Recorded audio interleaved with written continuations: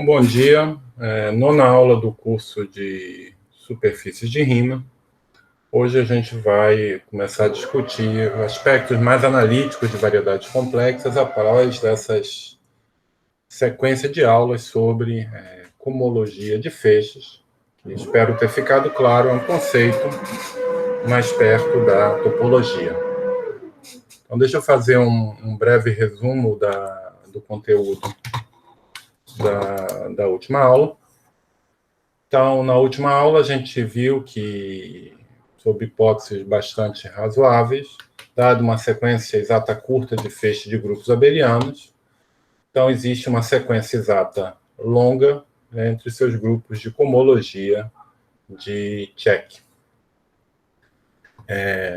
Isso é a razão de ser da definição de cohomologia, e nos fornece ferramentas para calcular esses grupos de cohomologia de um feixe. Então, a gente aplicou esse resultado para poder determinar a cohomologia de de Rham de uma variedade diferenciável, que é definida utilizando a estrutura diferenciável.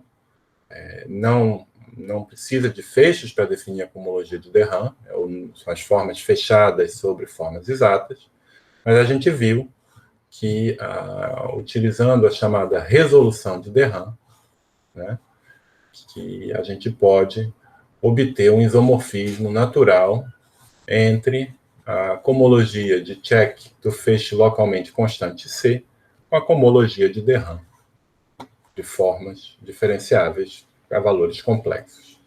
Então, a chave para mostrar, de certa maneira, esse resultado, além das ferramentas de cohomologia, foi o lema de Poincaré, que diz, que implica formas fechadas são localmente exatas e implica que essa sequência é exata.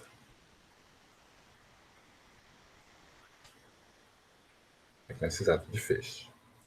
E, de fato, como a gente já discutiu e já está começando a ficar claro, essa ferramenta da feixes e a cohomologia de feixes é bastante geral e permite colocar vários resultados sobre o mesmo prisma, ver vários resultados sobre o mesmo prisma, e a prova do teorema de isomorfismo de de Rham, que é esse, de fato, ela vale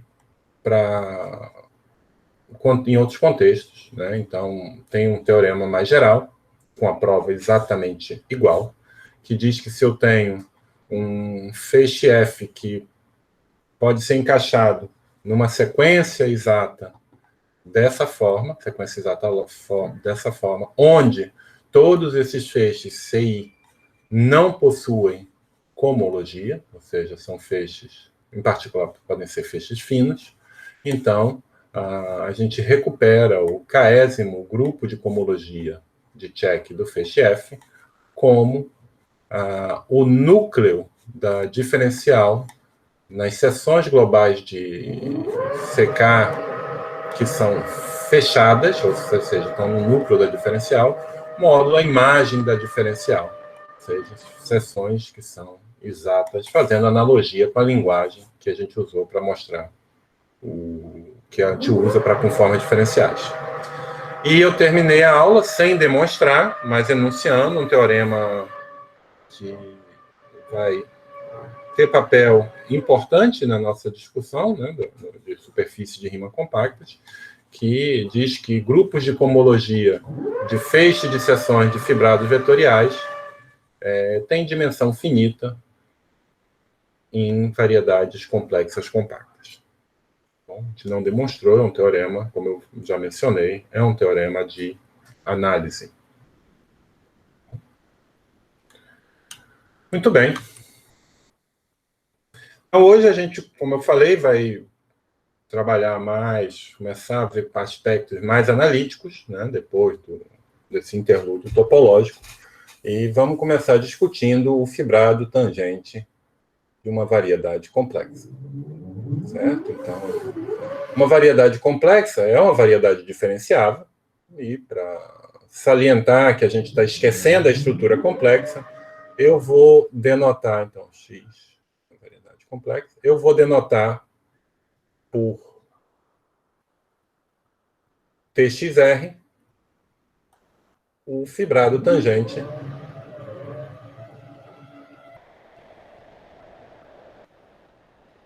da variedade diferenciável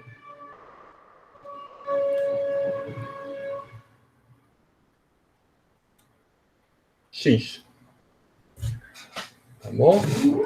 Esse fibrado, ele lembra que é o fibrado tangente de uma variedade complexa através de um endomorfismo, né, de uma aplicação, né, definida fibra a fibra, R linear, que é de fato isomorfismo em fibra a fibra, e que age, né, em vetores da forma que está indicada aqui. Onde, é claro, eu estou tomando Z1 igual a x1 mais y1, Zn igual a xn mais yn, coordenadas complexas locais. Pode-se verificar que essa definição, de fato, independe das coordenadas intrínsecas e define um endomorfismo desse fibrado vetorial, né? Na fibra sobre um ponto atua exatamente dessa maneira. É claro que j ao quadrado de d dxj vai ser j d dyj, e, portanto, vai ser menos d dxj, e de forma análoga, j ao quadrado de d dyj vai ser menos d dyj. Então, a gente tem que esse endomorfismo é um endomorfismo cujo quadrado é menos a identidade. Então, a gente está com o espaço vetorial txr, né? É uma família de espaços vetoriais parametrizadas pela variedade. Está com espaço vetorial de dimensão real 2n, e temos nele definido, fibra a fibra, um endomorfismo cujo quadrado é menos a identidade. Então, se vocês pensarem um pouco em termos de álgebra linear, essa é uma situação em que os autovalores de J são mais e menos I.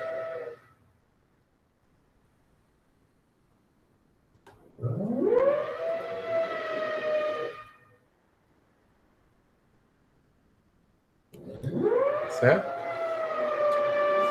Então, parece natural, nessa situação, a gente considerar a complexificação desse espaço vetorial real de dimensão 2R, ou seja, tomar o produto tensorial sobre R dele por C, e nesse novo espaço vetorial, um espaço vetorial complexo, é conveniente, né, utilizar uma base distinta, que é a base ddz, um meio de ddx menos i ddyj, e a dddz barra, tá certo? É conveniente trabalhar com essa base porque ela diagonaliza o meu operador J, uma vez que a gente estende ele para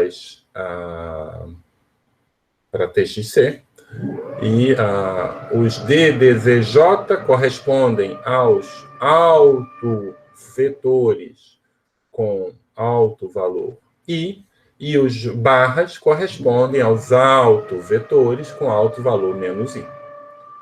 Então, a gente pode escrever uma decomposição, né? A gente tem uma decomposição canônica, induzida pela estrutura complexa, desse espaço vetorial TXC, em dois autoespaços de mesma dimensão, TX10 e TX01. Tá bom? Uma observação é que esse fibrado, isso aqui é um fibrado vetorial complexo, mas que não é holomorfo. As funções de transição não são funções de transição holomorfas. Mas eu convido a verificar, eu convido vocês a verificar que esse somando, essa componente é um fibrado holomorfo. É o fibrado, é chamado fibrado tangente holomorfo de X, enquanto esse não é holomorfo. De fato, as funções de transição deste fibrado são as funções anti-holomorfas e não holomorfas. Bom?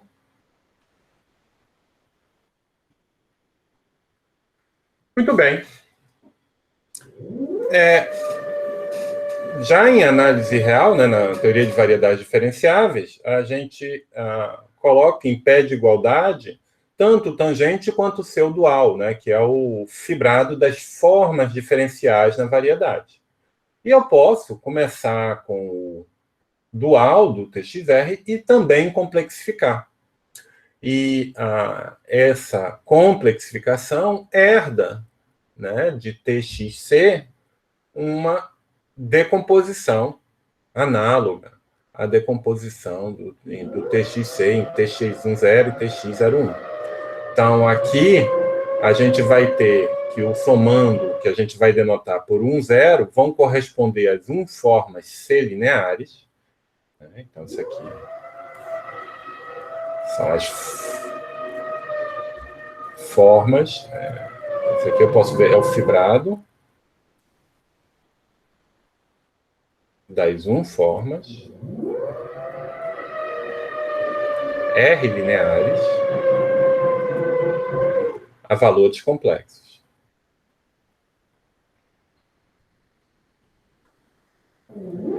E eu posso decompor esse fibrado como as formas que são C-lineares, como a soma direta do fibrado das formas C-lineares e das formas que são sesc-lineares, ou seja, que satisfaz ômega lambda V, quando lambda pertence a C estrela, ou lambda C pertence a C, vai ser igual a lambda barra vezes ômega V.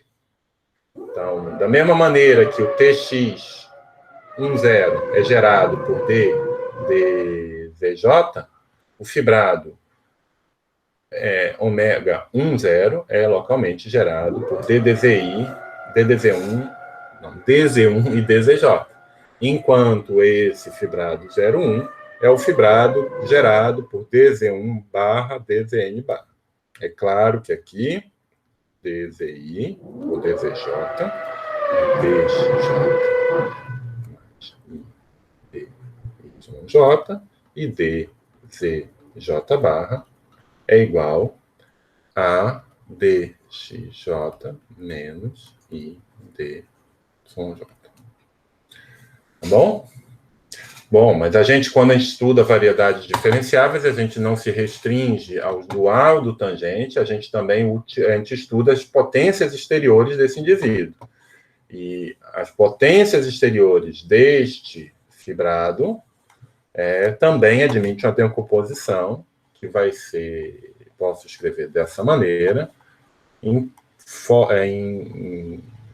fibrados, que são, a gente denota por ômega x, PQ. E uma forma, uma K-forma, R linear, a valores complexos, ela vai pertencer a esse fibrado, se somente se ela satisfaz essa condição. Quando eu multiplico todos os seus parâmetros por lambda, lambda é um número complexo, a gente tem que sai para fora lambda P e lambda barra aqui. Certo? Esse é o fibrado PQ. PQ formas diferenciais. Esse é o tipo.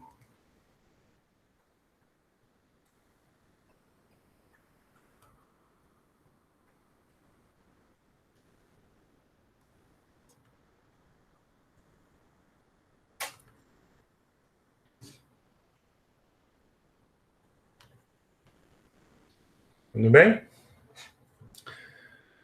Muito bem.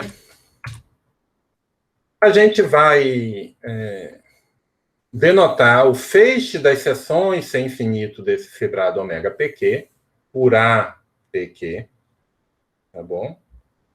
De fato, nas notas tem a notação desse início dessa seção está um pouco, não sei se ela está coerente com o restante das notas, então eu tenho um problema que eu ainda não sei, não decidi como resolver, mas eu vou evitar, a partir de agora, usar esse ômega PQ, vou usar o APQ. E isso aqui vai denotar o feixe de seções sem infinito desse fibrado. Bom. Então, AK são as K-formas diferenciais a valores complexos.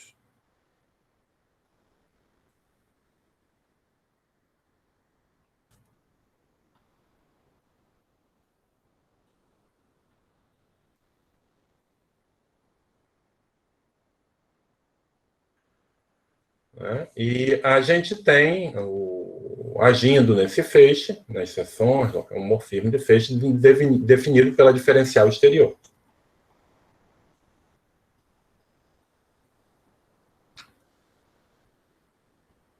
Usando a estrutura complexa, a gente pode decompor a diferencial exterior, né? Ela que é um objeto de grau 1, né? Uma diferencial de grau 1, desculpa, aqui vai para cá mais um. A gente pode decompor ela, né? Porque aqui dentro eu tenho A, P, Q. E o que se verifica é que o APQ é enviado pela diferencial exterior em AP mais 1 Q, soma direta com AP Q mais 1.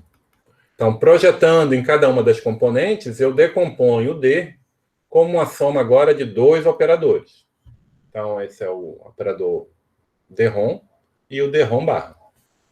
Concretamente, se eu escrevo a minha K-forma como uma forma do tipo AIJ-DZI, WED DZJ barra, onde aqui I é um multiíndice, digamos, de grau P, e o J é um multiíndice de grau Q, eu posso expressar essa diferencial agindo aqui, então, só para deixar claro o que é a anotação, esse DZI, então, quer dizer DZI1 WED, DZI-P, analogamente para o DZJ, né? Então, aqui eu estou fazendo um produto de P1 formas de tipo 10 com Q1 formas de tipo 01. A gente faz que esse operador DROM, ele assume esse formato, né? E o operador DROM barra assume esse formato. Ok? Então, isso são esses operadores que eu estou escrevendo aqui. Bom, o D ao quadrado é zero, né? A gente sabe, essencialmente consequência do lema de Schwartz, e o mesmo vai valer para o D ao quadrado, DROM ao quadrado, DROM barra ao quadrado, e também para essa ação. Certo? Simplesmente é expandir essa expressão.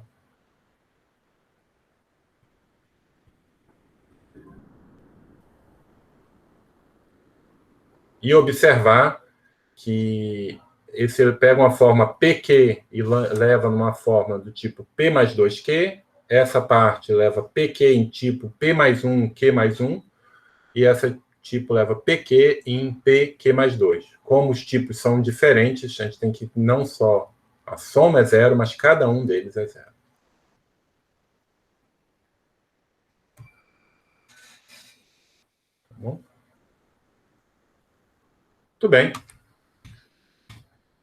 E como D ao quadrado é zero, a gente tem que, olhando as PQ-1 formas globais, a imagem do operador DROM barra vai cair no kernel do operador DROM barra agindo nas PQ formas globais. certo? E a gente pode, analogamente ao que a gente fez para definir a cohomologia de de Rham, definir o que se chama a cohomologia de Dubo, que são esses grupos aqui. Ou seja, então são HPQ de X. Isso aqui são as PQ-formas de Rhom barra fechadas. Elas não são fechadas necessariamente com respeito a D, mas são fechadas com respeito ao de Rhom. E a módulo PQ-formas de Rhom barra. Exatas. Então, ao contrário esse é um grupo de cohomologia específico da análise complexa, né? Eu preciso de uma estrutura holomorfa para poder defini-los. Se a minha variedade não é holomorfa, então não é complexa, então não faz sentido falar desses objetos. Certo? É um grupo definido em termos da estrutura complexa da variedade.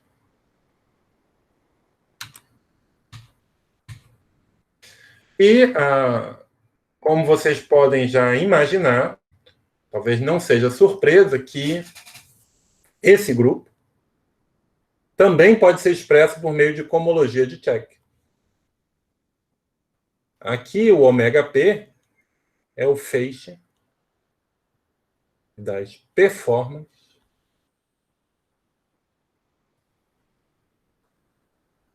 holomorfas.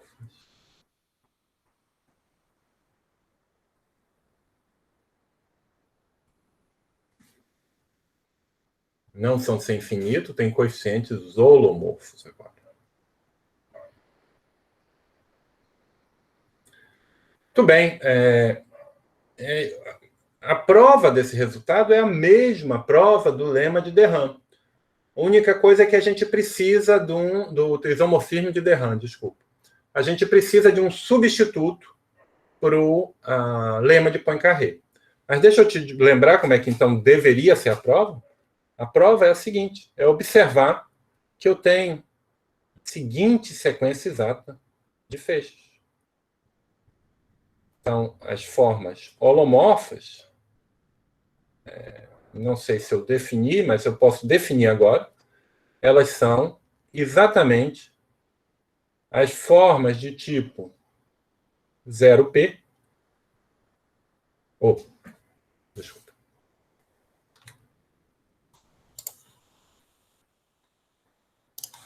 São as formas de tipo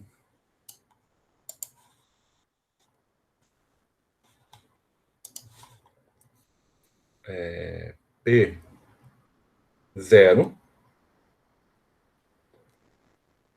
que possuem diferencial, que são de Rhom barra fechadas.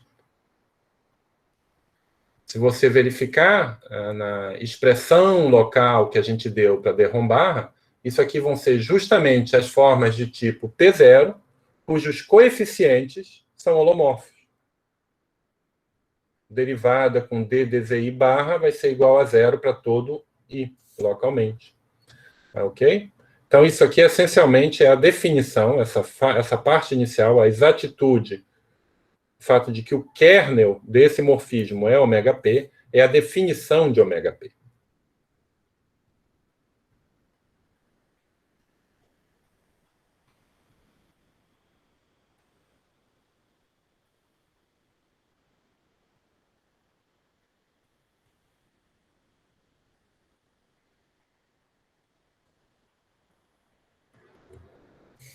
E, de fato, essa sequência continua.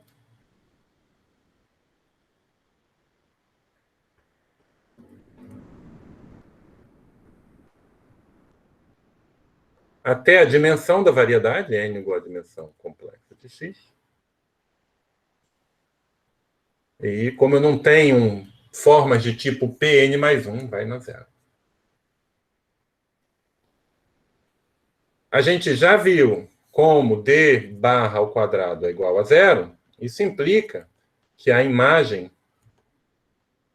de d barra, digamos, de AP i em AP i mais 1, está contido no kernel de d barra, quando eu considero ele indo de P mais 1 em P e mais 2.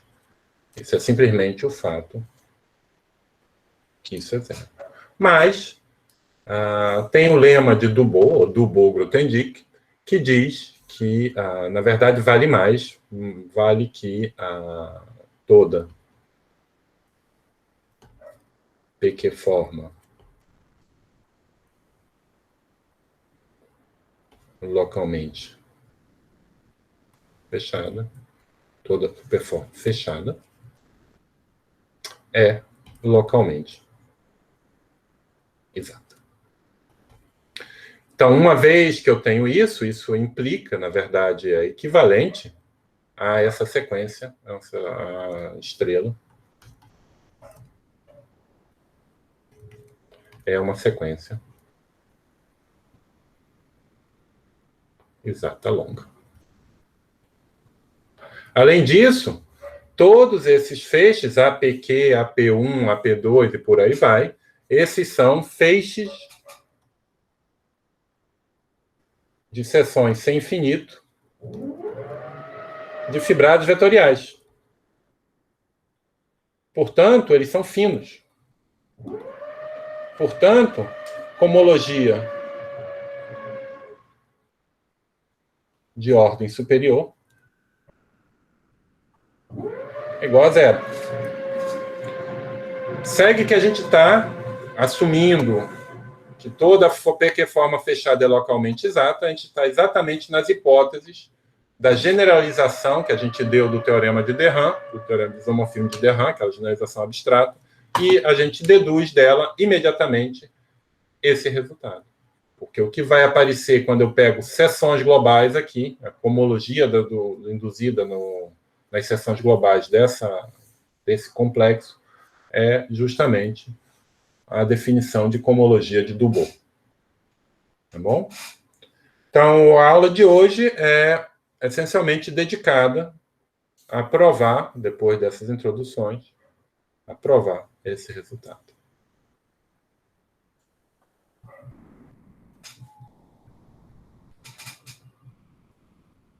Alguma pergunta?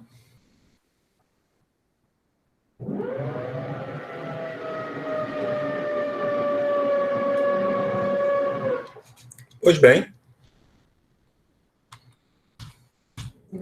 Então, a gente vai ter que fazer um pouquinho de análise. Eu estou reproduzindo aqui uma parte, eu vou só ler com vocês algo que está nas notas do curso, dando uma ou outra explicação.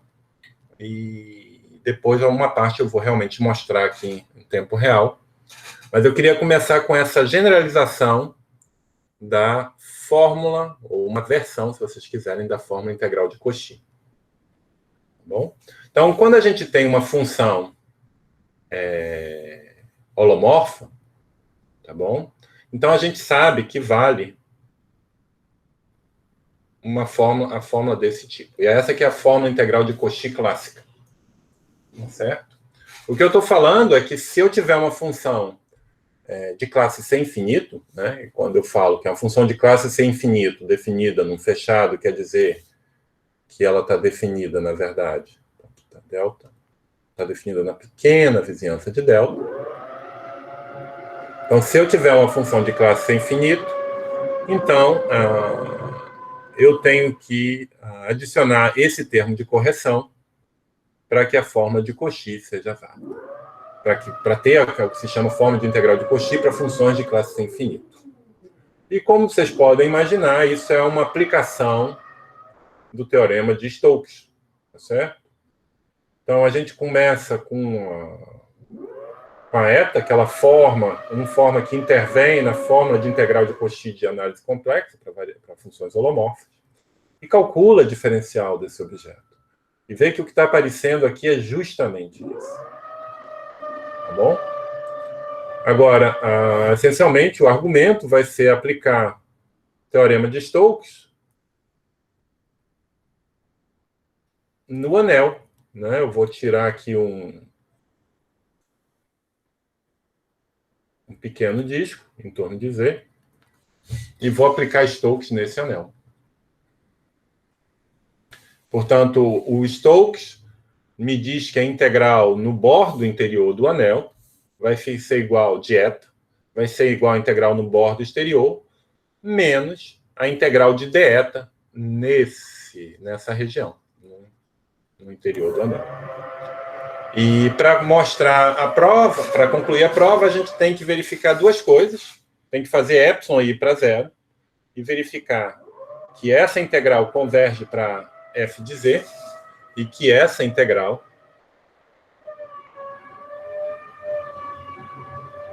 converge para essa integral.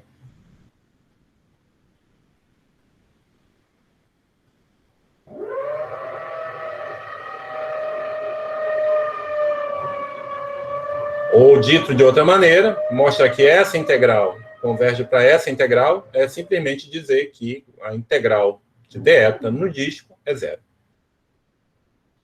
Então, a primeira identidade, a prova, é exatamente como na análise complexa, é escrever a expressão em termos da integrais de caminhos, e a prova funciona exatamente igual.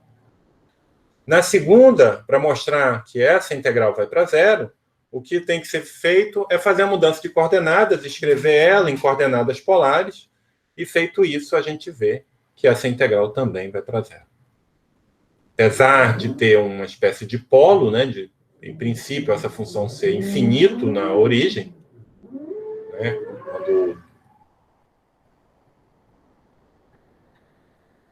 quando o W está variando em todo o disco, então essa função não ser infinito em todo o interior do disco, ela vai ser integrável, e a integral em discos pequenos é zero, como você verifica fazendo uma conta em coordenadas polares.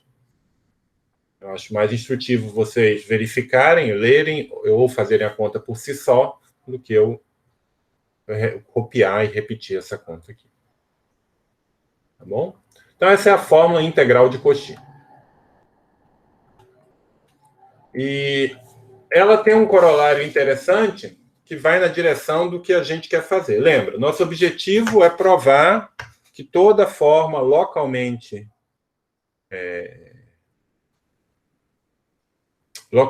D-ROM barra fechada, que toda forma D-ROM barra fechada é localmente D-ROM barra exata. Então, essencialmente, a gente quer ser capaz de, dada na instância mais simples, né, quando eu estou em uma variável, a gente quer ser capaz de, dada uma forma, uma coisa desse tipo, eu quero construir uma f tal que D-ROM barra de f, que vai ser df dz, tá? dz barra, seja igual a g. Mas, ou seja, eu quero ser capaz de resolver, dada g, eu quero ser capaz de resolver essa equação, encontrar f tal que D-ROM f dz barra é igual a g. E vamos fazer isso em uma variável. Então, para fazer isso em uma variável, a gente vai utilizar essencialmente o resultado anterior. Eu vou supor que eu tenho uma função de classe sem infinito definido no disco fechado. Novamente, quer dizer que ela estende para uma pequena vizinhança do disco não determinada, e ali ela é de classe sem infinito. E eu vou definir a função f que eu estou buscando por meio dessa integral. Note que é exatamente um dos termos que aparece na forma integral de Cauchy.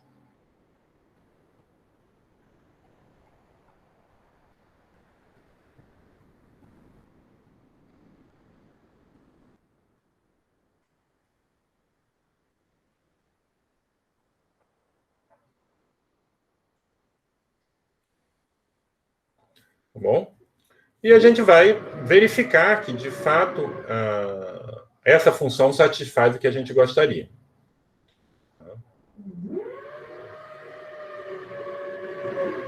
Então, como é que está sendo o argumento? Eu estou pegando um ponto Z0, pertencente a delta, e estou pegando um disco de raio 2ε contido em delta.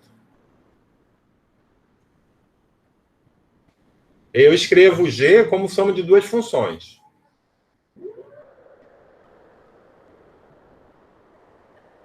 Tá? E vou pedir que a G1 seja identicamente zero aqui, fora desse disco, e que a G2 seja identicamente zero num disco um pouco menor. G2 zero aqui.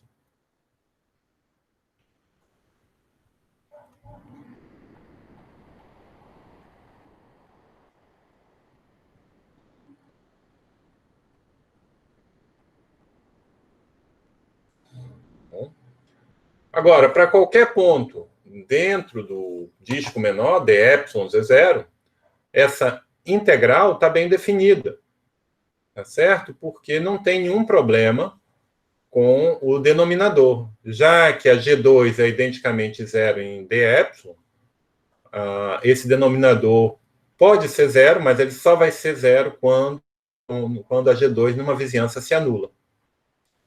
E ela vai satisfazer, eu posso passar a integração para dentro, ela vai satisfazer que isso é zero. Agora, como a G1 tem suporte compacto, eu também posso escrever essa integral como uma integral em torno de todo C. Né? Lembra que a G1 ela se anula aqui. E como eu estou em todo C, eu posso fazer essa mudança de variáveis sem medo, utilizar coordenadas polares para ver concluir que essa integral é convergente e igual a essa expressão. Tá? E aí a gente verifica que essa diferencial satisfaz essa forma. Finalmente, a gente usa Cauchy para garantir que eu posso resolver. Para garantir que a G1 é a solução. Tá bom? Eu deixo vocês verificarem que F é igual a G1 ali no. Eu deixo vocês verificarem os detalhes, mas essa é a ideia. O ponto é que essa função funciona. Certo? Bom, mas isso é o que está acontecendo em uma variável, a gente vai precisar de uma versão um pouco mais geral desse corolário. E, essencialmente, agora a gente passa para várias variáveis, estou em delta n barra, e eu pego uma função sem infinito no polidisco. Então, existe uma função f, tal que a diferencial com respeito à última coordenada, derrom barra, né, dzn barra, é igual à minha função dada. E, além disso, se essa minha função tem derivada com respeito a derrom barra com respeito às outras variáveis igual a zero, eu posso escolher f com a mesma propriedade.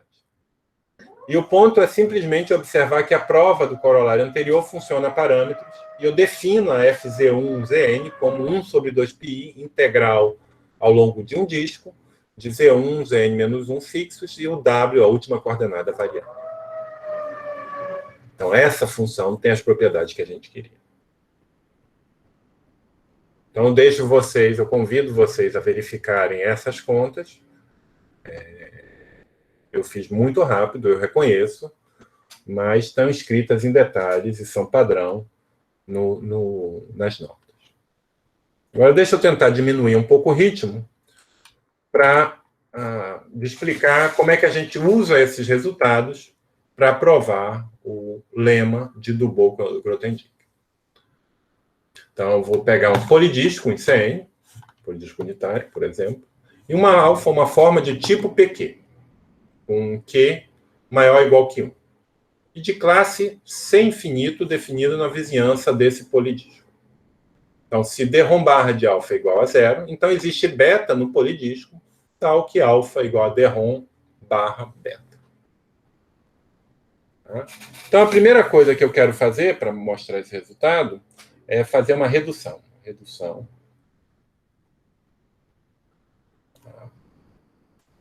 formas de tipo 0Q. Bom? O que eu quero dizer com isso? Eu quero dizer que, para provar o resultado, eu posso assumir que P é igual a 0.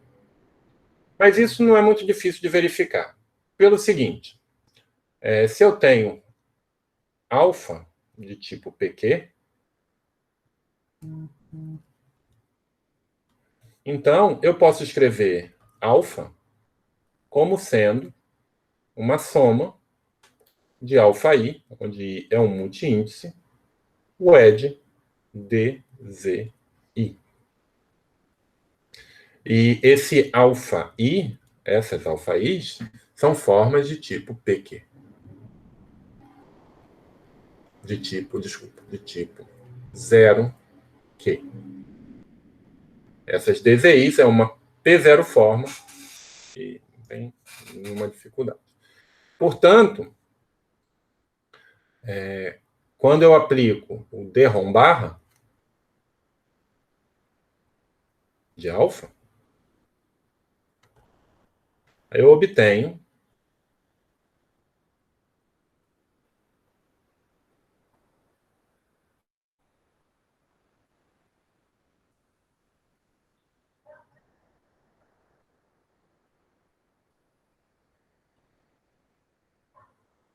mas esse sujeito é uma forma de tipo 0Q mais 1. Agora, uma forma de tipo 0Q mais 1, quando eu faço um produto com uma forma de tipo P0, isso é zero somente se ela já era zero. E se eu tomar esses DZIs sem repetição, isso me diz que eu tenho anulamento de cada uma das alfa-Is. Simplesmente olhando o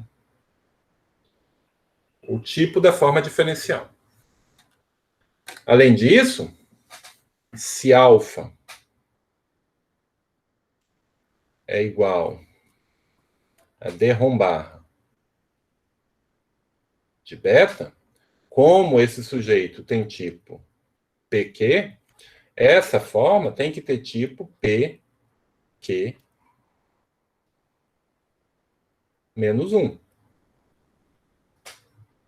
E eu posso escrever beta como somatório de beta J ou beta I, WED DZI. E, da mesma maneira, eu tenho que, daqui, dessas duas equações, eu vou ter que alfa-I é igual a DROM barra beta-I.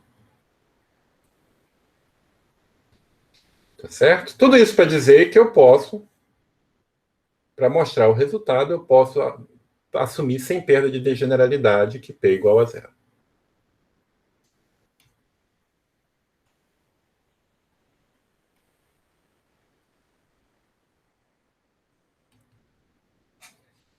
Tá bom? Agora, o caso geral, a gente vai provar por indução.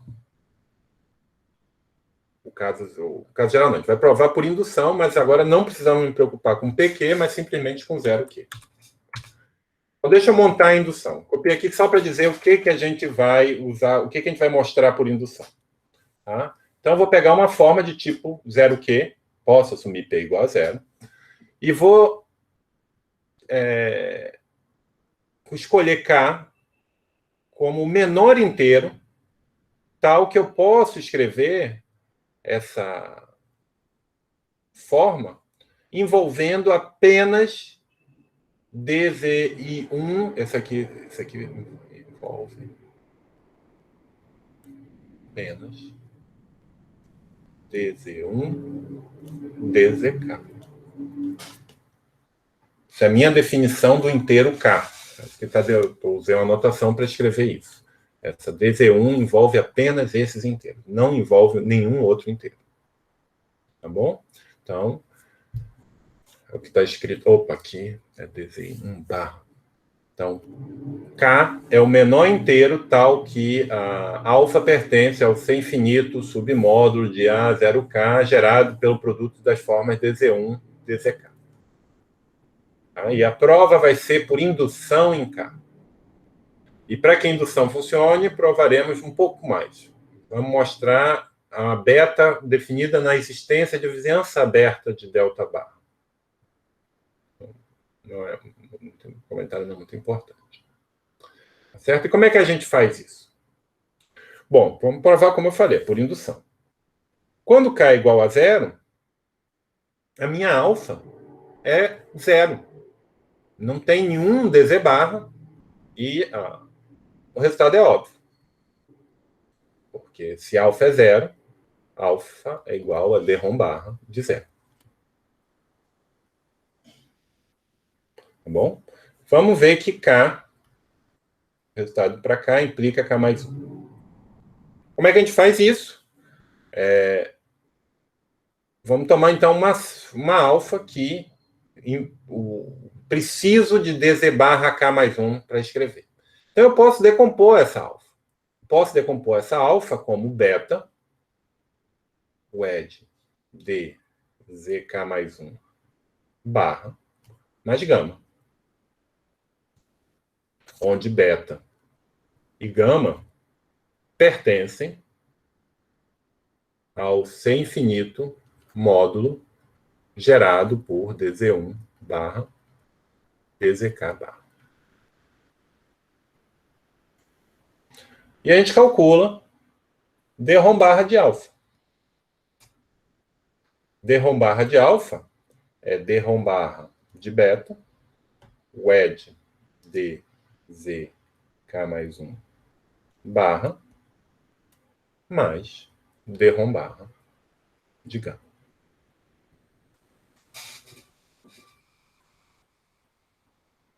Tá certo?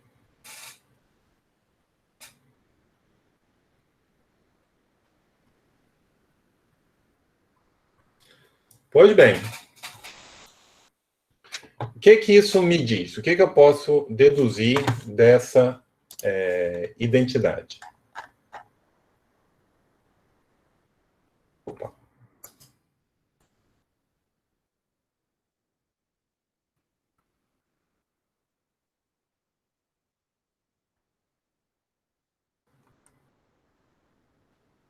Eu deduzo daqui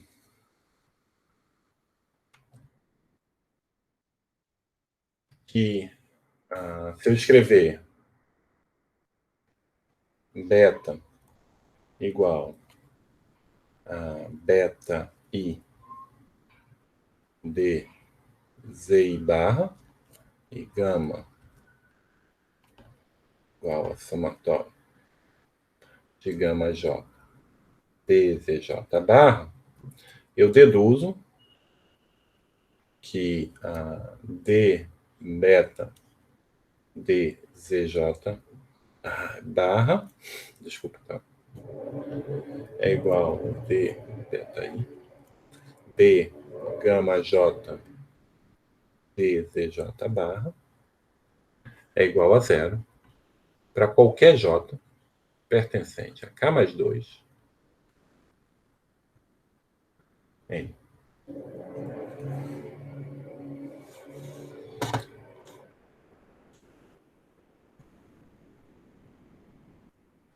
Por que isso?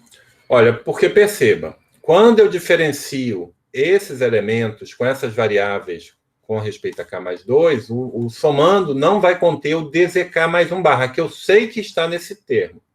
E da mesma maneira, quando eu diferenciar aqui, o resultado vai conter o DZ1, o dzk mais 1 barra e o dzk mais 2, que eu sei que não vai aparecer aqui. Então, simplesmente olhando nos termos,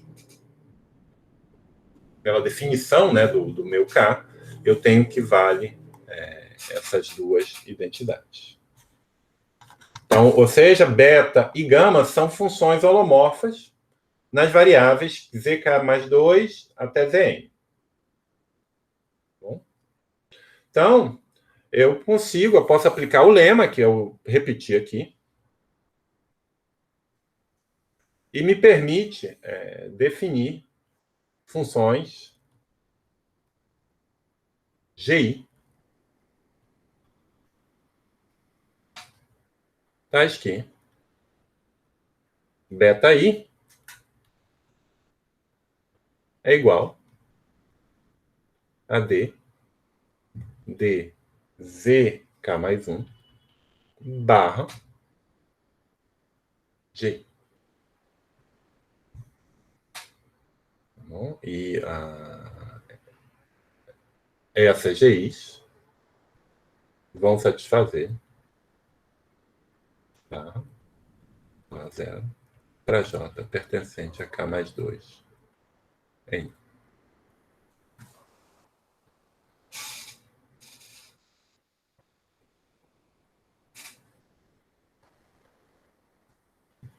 Tudo bem?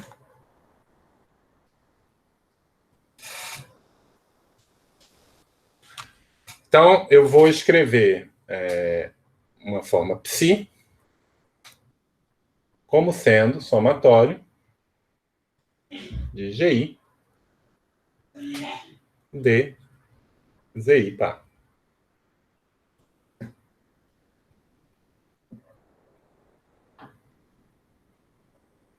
Tá? E só para garantir, para deixar claro, esses GIs estão definidos em vizinhanças abertas de delta bar.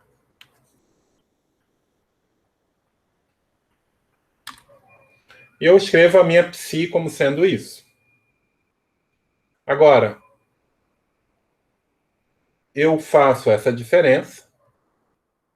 É claro que ela só faz sentido no domínio onde a psi está definida, que pode ser ligeiramente menor do que o domínio onde a alfa está definida, mas contém o disco fechado. Tá certo? E essa diferença, qual é o efeito? Lembra que esse sujeito era somatório de beta-i dzi bar. Opa, desculpa. Lembra que esse aqui era beta wedge dzk mais 1 mais gama. E o beta, por sua vez, que era um somatório de beta-i dzi bar. E é onde, agora, por construção,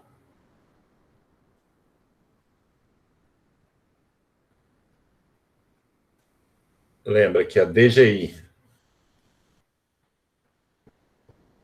dzk mais 1 barra foi feito para que valesse essa identidade. Então, por construção, essa diferença só depende de dz1 barra dzk barra. E ainda satisfaz isso, porque dROM barra ao quadrado é zero. Então, eu posso aplicar a hipótese de indução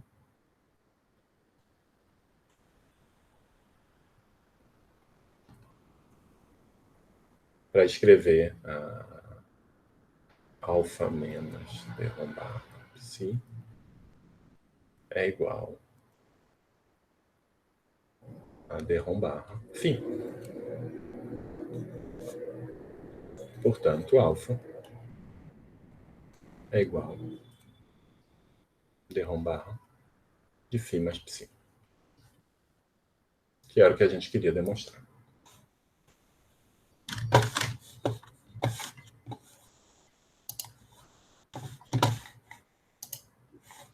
Tudo bem? A prova acontece, aparentemente não acontece nada.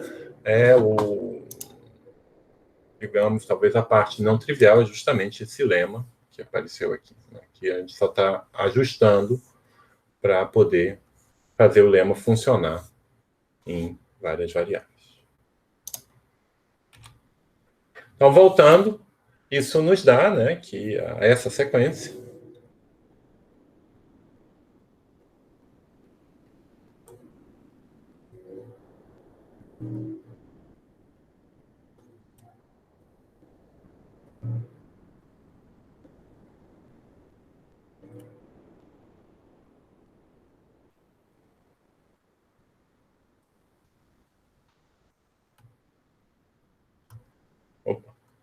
fiz aqui.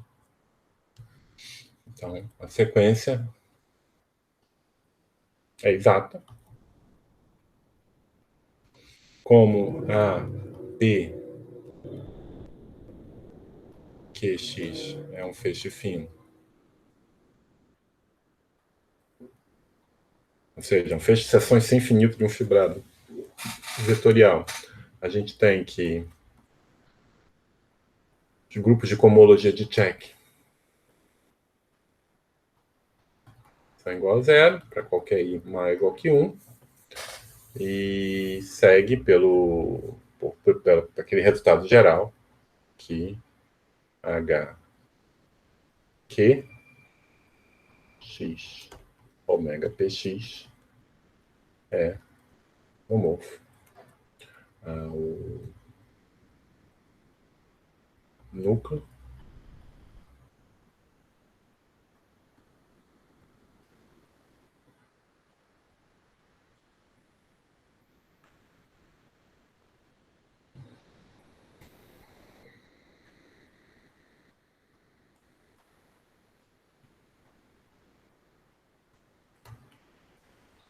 dessa aplicação dividido pela imagem.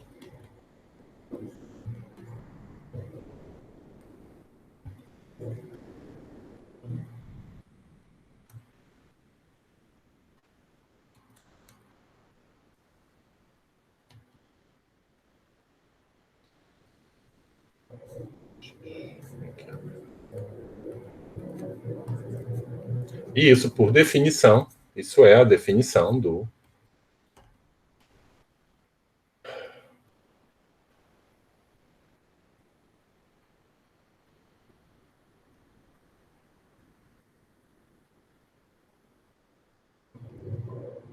deixa eu só ver uma coisa aqui, que eu sempre me confundo com esses P e Q. É isso mesmo.